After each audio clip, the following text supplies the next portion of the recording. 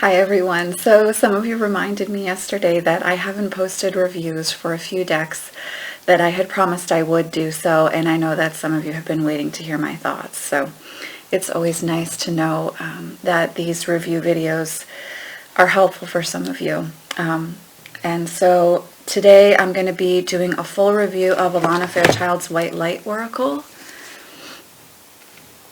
with artwork by A. Andrew Gonzalez, and as usual it's a 44 card deck.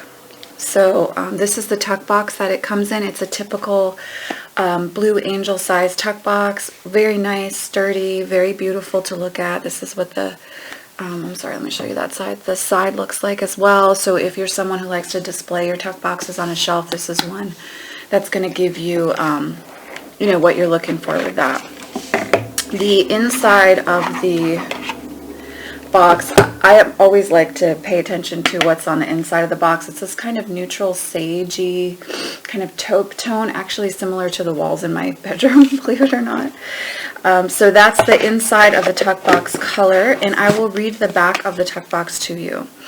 You have a light within you. Trust in that light and in your own courage. The light is strong enough to guide, support, and empower you to fulfill your sacred purpose of healing and soulful manifestation.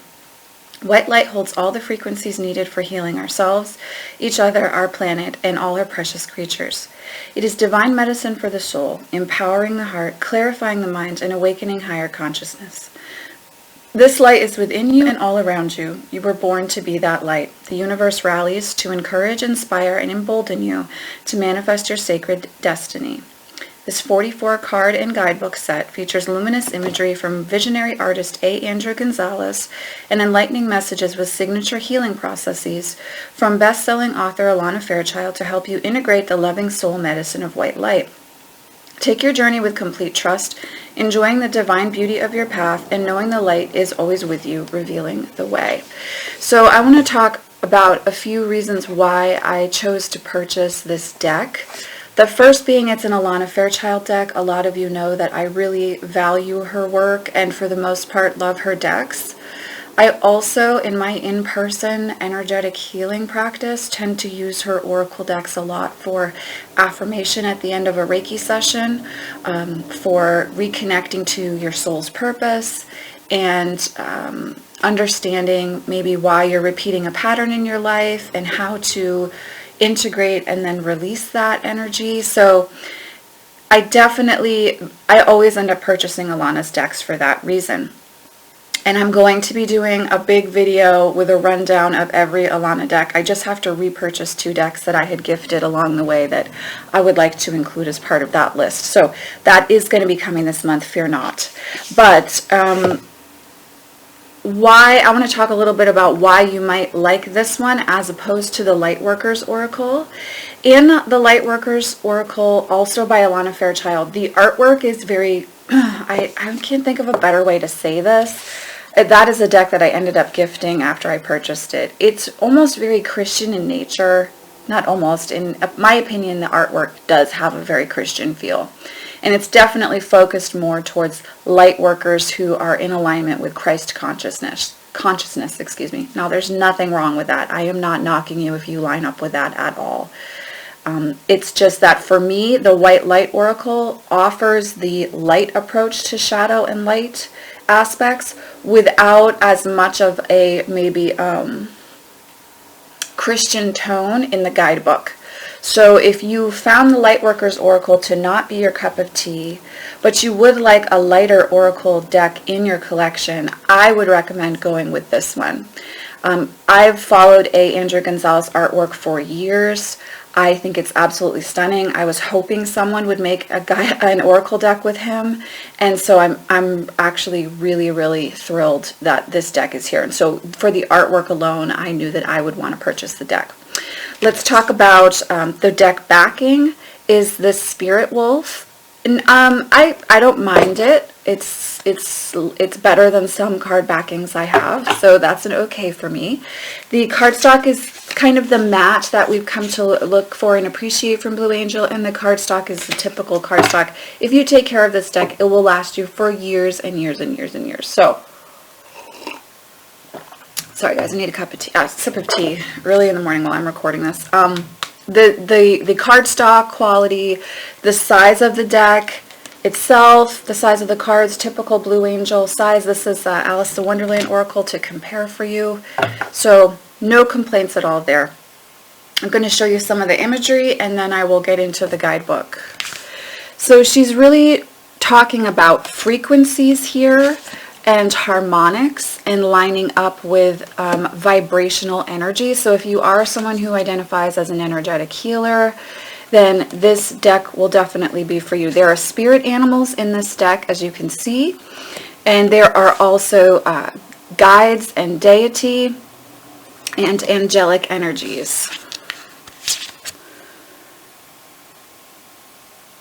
And you can see that it's mainly, we're working with white and various shades of white with other tones added in for contrast, but it's really focused on this light energy.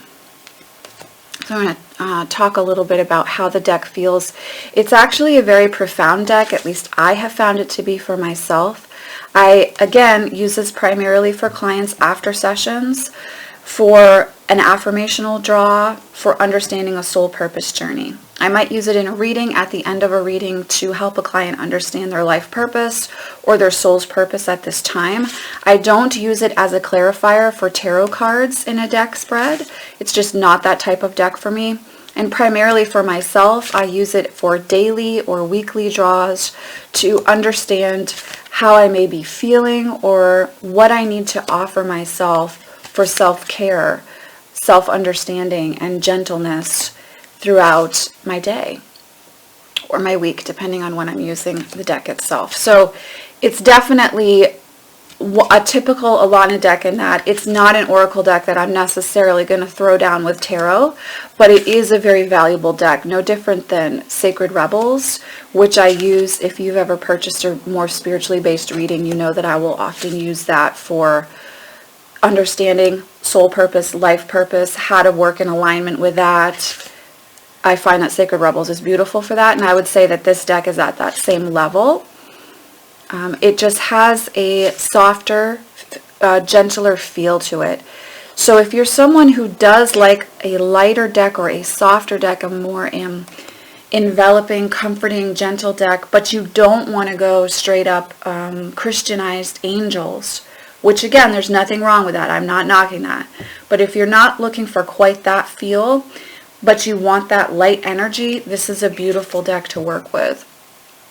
And if you were doing, let's say you wanted to do like shadow work and light work together, then I would say having the Divine Circus Oracle by Alana for the shadow, and then this for the light aspect of, you know, a personal reading for yourself could be a really beautiful juxtaposition and balancing experience. So I'm going to stop here in just one moment, and because you guys know, usually I don't show every single image. I do really, really love this image.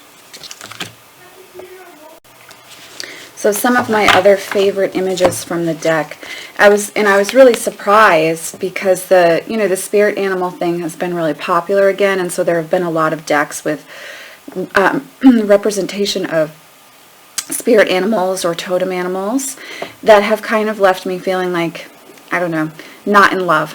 But these images I found to be really beautiful, and the energy of the spirit animal really comes through, I think, in the imagery as well.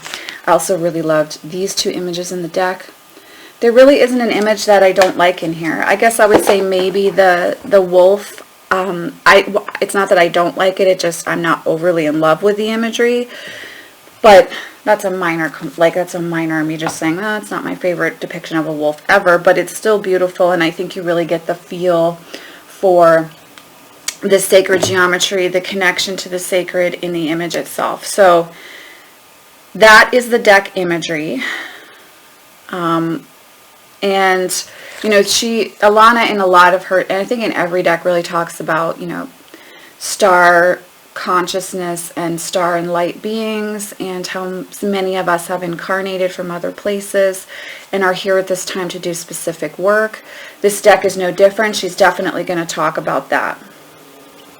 And I just want to give you an example of what to look for. I do have lots of notes in here, so there's a small card reproduction, typical guidebook from her. Then we have a paragraph that's italicized, which is like going over main points. And then you get a page or two of information, and then there's a healing process or an activation process at the end that you can step into. That's extensive. Alana does extensive guidebooks typically. This is no different. The guidebook size is 223 pages. And just to give you a reference, the Isis Oracle is 220. So it's along the same line as that. So you're going to get a very meaty guidebook. If you are really working on opening up to your spiritual path and exploring that side of yourself that wishes to have expression in your life, then this is definitely a deck that I would recommend.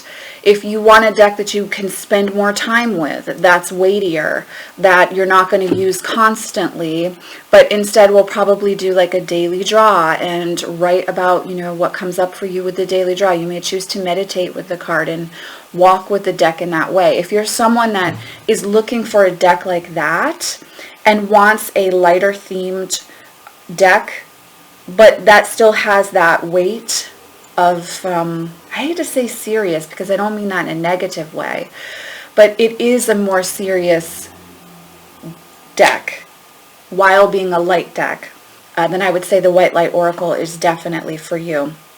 If you're on the fence about the Lightworkers Oracle and the White Light Oracle, I would recommend the White Light Oracle. The Lightworkers Oracle I gifted a long time ago.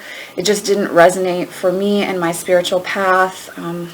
If you've been associated or understand this channel at all, I am someone who follows a left-hand path, and so that, while definitely a deck for some people, that one was not for me.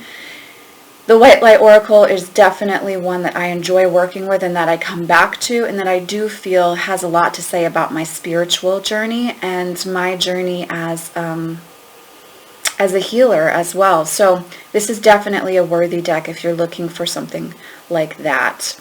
If you're trying to make a choice between, say, a Wild Kuan Yin and the White Light Oracle, it's going to depend upon the feel that you really want for your deck. If you want a very personalized deity oracle deck, then the Isis Oracle, the Wild Kuan Yin, the Kali Oracle are going to be great options for you. If you're looking for more of a larger picture, lighter based beings, more of a spiritual guide energy, then you're going to want to go with the White Light Oracle. So this is my review for the White Light Oracle. It's definitely one that I'm happy to have in my collection and that I won't be gifting to anyone anytime soon. And I hope this is helpful if you're considering purchasing the deck. As always, I'm sending you much love and many blessings, and I will see you in the next video. Bye.